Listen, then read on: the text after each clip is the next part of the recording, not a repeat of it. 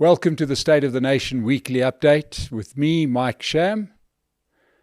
Let's go back into the past. Let's go to the 3rd of February 1960.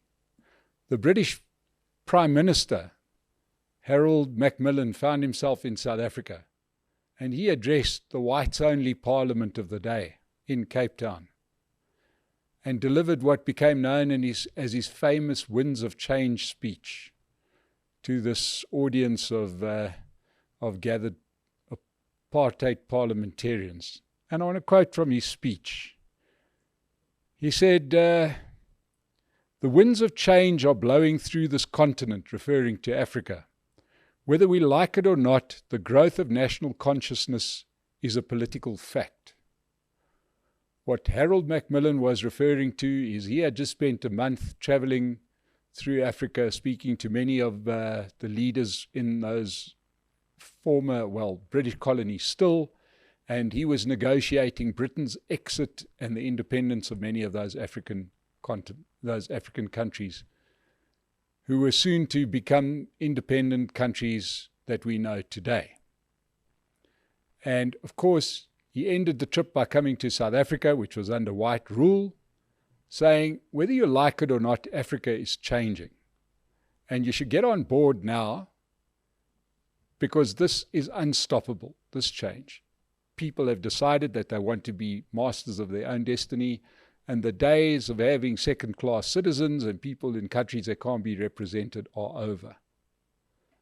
Needless to say, this didn't go down very well with the nationalist government.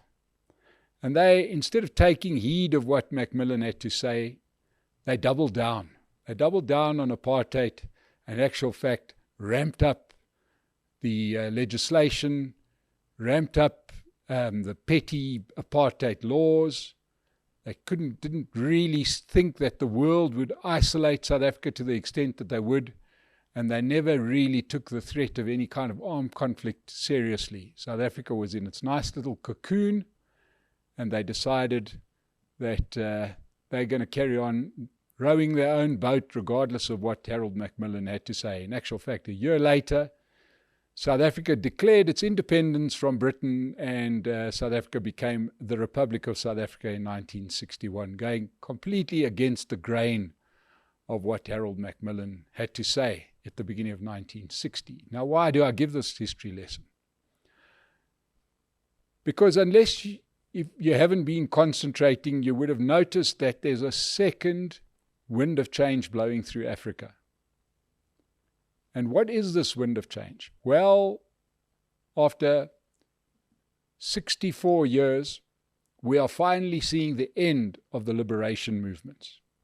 You see, African countries got their independence, and in many countries, just about all of them, there was a dominant liberation movement that became a political party that gained control with much expectation and fanfare, usually led by well-known revolutionaries that had fought for this independence. The names stacked up from Kwame Nkrumah in Ghana all the way through to Robert Mugabe in Zimbabwe, Kenneth Kaunda in Zambia. And so it blew through Africa till it got to South Africa, where our liberation movement gained power belatedly in 1994. And just about each of these liberation movements governed in pretty much the same way. What they did was they knew that they had the sentimental vote. People were very happy that this was the party that had given them independence or gained them independence. And in just about every case, they chose then not to govern the country in the best interests of their supporters, but in the best interests of themselves. They didn't build infrastructure, they didn't build industry, they stole whatever wasn't nailed to the floor, and in some cases they even stole what was nailed to the floor, crying to the very end that people should be loyal to them because they had brought them liberation. But now this wind has changed. This wind is blowing through Africa. We saw it. It started in Zambia, to be fair. And, there was a false start in Zimbabwe. But what we are seeing now is this movement has really gathered pace. You know, a month ago it was Botswana, where their liberation movement of 60 years was voted out. A week later, the liberation movement in Mozambique was voted out, but they decided to rig the election instead and hold on, but it doesn't look like it will work. We've seen this in many, many countries. We saw this in all of these countries, and now we're about to see it in Namibia, where SWAPO, their liberation movement, been in power since their independence in 1989, and they are about to get voted out. This is an unstoppable trend. Needless to say, we saw this in South Africa to a very large degree, where the ANC failed to gain a majority, but have cobbled together a coalition government to stay in power. But that doesn't answer the question of what is the wind that is busy blowing through Africa. Well, what we are finally seeing in Africa is African voters who are far more sophisticated than their parents and grandparents were 60 odd years ago when countries became independent, or 40 years ago, or 30 years ago in our case, where they were seduced by sentiment, emotion. Now, countries are voting in their best interests. Voters are voting in their best interests. I don't want to vote for ideology. I want to vote for the party that is going to produce the best life for me. And this is happening everywhere.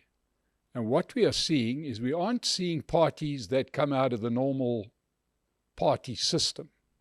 You're seeing new parties formed by dynamic business people. People that understand how the world works. People who understand how bad the governance has been. And this trend is unstoppable. Once it starts, much like with independence, it wasn't one or two countries that were independent. It was a domino effect. One gave birth to the next, gave birth to the next. It's not a quick process. It doesn't happen overnight. But it's happening. And it's changing, and the changes are going to be dramatic. And I think they're going to be very, very positive, because voters now want to hold their politicians to account. They know that they can't hold the Liberation Party to account because they've tried it for a number of decades to find that, much like we have in South Africa, that the liberation movement will hold on to it, accuse everybody else of not having got your independence or having been the people that oppressed you, or whatever it is that's going to get them the sentimental vote. But people have stopped voting on sentiment. It also, the cause is aided by the fact that many of the older voters that were completely tied to those liberation movements are getting much older, in many cases passing on. So those old voters that would have voted for the liberation movement until their dying day literally voted, and their dying day has passed. So what happens in South Africa?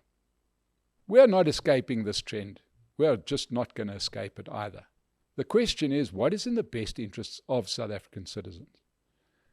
Now, in business, I'm very, very lucky that I interact with a whole lot of different companies and different organizations and very talented individuals that are doing some wonderful work. And I see a trend that in South Africa, we still have many, many successful, well-educated black people that are doing particularly well. And I'm surprised, because they take me into their confidence, because they know I do this. And I know pre the election, many of those people vote for parties that aren't going to serve their best interests. So, for example, you've got a guy who's got a nice big house in what used to be a white suburb, but now it's a mixed suburb. He's got cars, he's got a profession, and yet he's voting for parties that want to take that away from him. Well, it's very, very interesting, because that person hasn't yet truly voted in his own best interests. We know that that doesn't happen in the local government elections, because, you know, at the end of the day, what's the sort of joke? Everybody wants to live in a DA constituency. It's not that I'm touting for the DA, but hey, it happens. The point is that at some point in South Africa, two things are going to happen, and they're going to happen simultaneously. Just be prepared. A new party is going to emerge. Not one that we're even thinking about now. It's going to represent the real interests of where the majority of South Africans would like the country to be. A prosperous place that looks forward, a modern country where you don't call each other comrade, where you have property rights, where you have businesses that boom, where you have access to information, where you have a criminal justice system that works, which means that if we sign a contract, it's enforceable by law. Right? That party will emerge, and it will be led by a charismatic black person, and it will be irresistible when it does emerge. It'll probably be a young person, because people in my category carry too much baggage. It's going to happen, and when that party emerges, whatever it is, as we saw in most recently in Botswana, where a new party emerged, run by a professional. They swept the boards. The same thing happened in Zambia. The same thing's about to happen in Namibia. It's going to happen in South Africa. And suddenly, our voters are going to do what voters in the entire universe do. They vote in their self-interest. In other words, is this vote going to make my life better? And when they start asking that questions, you're going to find that not one of the parties on that ballot that we saw in May really answers that question. They're going to be looking at some new party that says, we're going to sweep it clean. We are really going to make South Africa a world-class destination, a place where people would love to come to. People would love to start businesses here. People would want to have children and see their future in this country. We don't want to see our professionals immigrating. Right? We want them to stay in South Africa, and it's only going to happen when they see South Africa as a modern country that is well run by leaders that are in touch with the modern world, that understand when we talk about the fourth industrial revolution and those leaders don't even know, what TikTok is. Well, hang on. We need leaders that are in touch. It's going to happen, right? Watch. It just has to happen. In the last election, we saw the birth of many new political parties. But those political parties were so similar in their structure and their policies to what has come before them. We saw the new party that was led by an 82-year-old. This is meant to be a modern country. Really? Are we really is that really meant to attract us and turn us on? No, we want somebody who we would feel proud to see on the international stage. Right? When we watch the Olympics, we want to see South Africa get gold medals. South Africa can be the most competitive place, but we need our citizens to get very active, to not be prepared to drive around the pothole, but to actually phone somebody up, to hold somebody to account, to get that pothole fixed. Right? And it's coming. It's coming. The only people that don't see it are the government. Much like the National Party couldn't see that the wind of change was coming and Africa was not the Africa pre-Second World War. It was a different place and Africans were different. They had better expectations, higher education levels. They had aspirations. South Africa chose to buck the trend, and what followed was decades that were difficult, that were fraught. South Africa became isolated, the economy got damaged, until eventually we did what we should have been working towards from 1960. Right? We wasted, in that case, 30 years. Do we have to really waste another 30 years? I don't think so. Because there were reasons back then. We didn't live in such an interconnected world as we live in now. But South Africa is the outlier. South Africa is going to start becoming the backward country. Right? When you've got a Minister of Transport that doesn't understand how important it is that trains run. When you've got a Minister of Justice that stole money from widows and orphans. Right? This isn't how people want to live their lives. They want a police ministry that works, where you walk into a police station, you report a crime, and a policeman does something about it. And we have every right to have those expectations. And the best way we know is through the ballot box. And South Africa proved it in May that we are prepared to make some bold choices. But I got a feeling that the boldest choice that we're going to have to make is going to come when we have our next election and there's a new name on there that doesn't look like the old parties. And it's not led by somebody that, gives these long rambling speeches. It's going to be led by somebody young, somebody well educated, somebody in touch with the modern world, somebody who could be the leader of any country in the world. We see our current president struggling to lead a country like this. Could you imagine if you put him in charge of a modern country with expectations and timelines? You can watch any of the international news services and you'll see those leaders of those countries prepared to face the press all the time. Yeah, we've got a president who will never answer a question. Those days are gone.